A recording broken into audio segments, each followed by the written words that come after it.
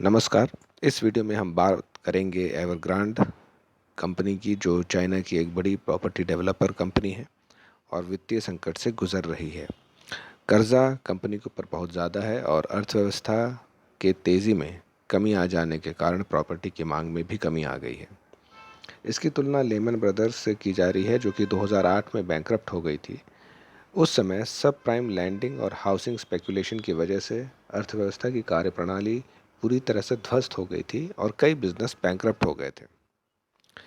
सवाल यह है कि क्या कोई कंपनी इतनी बड़ी हो सकती है कि उसके कारण विश्व की अर्थव्यवस्था मंदी में जा सकती है? ये तो वक्त ही बताएगा। लेकिन इसका डर कितना है, इसका असर न केवल कई देशों के शेयर बाजार पर नजर आने लगा है, बल्कि क्रिप्टो करेंसी पर भी इसका पूरा असर पड़ रहा है। जो लोग शेयर बाजार से कोई रिश्ता नहीं रखते और जिन्हें क्रिप्टो करेंसी में निवेश नहीं करना है, वो कह सकते हैं कि इस सबसे घबराने की आवश्यकता नहीं है। लेकिन क्या ऐसा है? ऐसा होता अगर विदेशी निवेशकों का पैसा एवरग्रांड में नहीं लगा होता। एवरग्रांड ने यूएस डिनोमिनेशन में बॉन्ड जारी किए ताकि देश के बाहर के निवेशकों तक पहुंचा जा सके।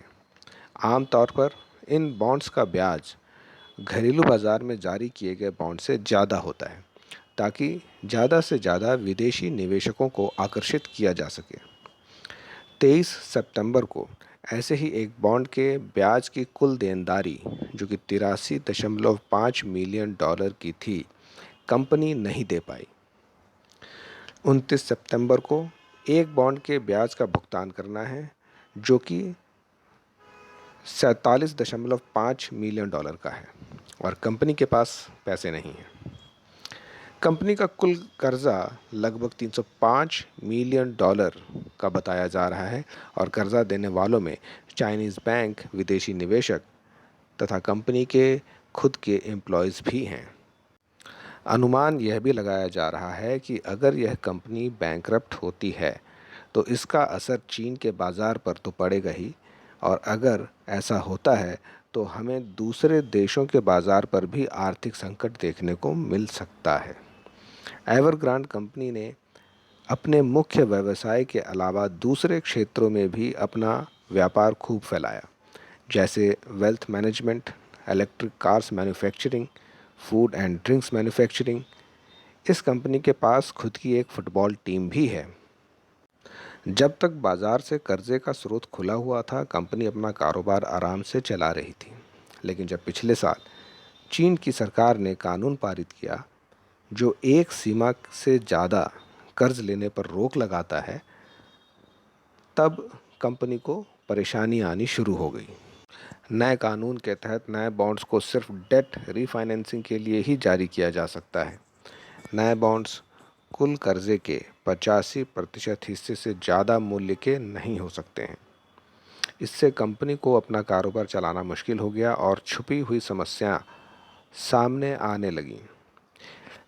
कंपनी ने 171 घरेलू बैंक से कर्जा ले रखा है तथा 121 वित्तीय संस्थाओं से भी कर्जा ले रखा है। अगर यह कंपनी बंद होती है तो इन सब पर इसका असर तो पड़ेगा ही, साथ में वो कंपनीज जिनका व्यवसाय इसके साथ जुड़ा हुआ है, जैसे मटेरियल सप्लायर्स और डिज़ाइनर्स कंपनीज, उनकी आय पर भी एक अच्छा खासा असर पड़ेगा। ऐसा बताया जा रहा है कि चीन के प्रॉपर्टी डेवलपर्स ने, जिसमें दूसरी कंपनीज भी शामिल हैं, लगभग 230 बिलियन डॉलर का कर्जा बैंक से ले रखा है और 219 बिलियन डॉलर का कर्जा यूएस डिनोमिनेटेड बॉन्ड्स के ज़रिए ले रखा है। अब देखने वाली बात यह है कि चीन की सरकार तथा चीन का बैंकिंग सिस्टम किस तरह से इस स्थिति को संभालते हैं। इस वीडियो में इस विषय पर इतना ही। और खबरों के लिए मेरे फेसबुक चैनल और यूट्यूब चैनल से जुड़े रहिएगा। धन्यवाद।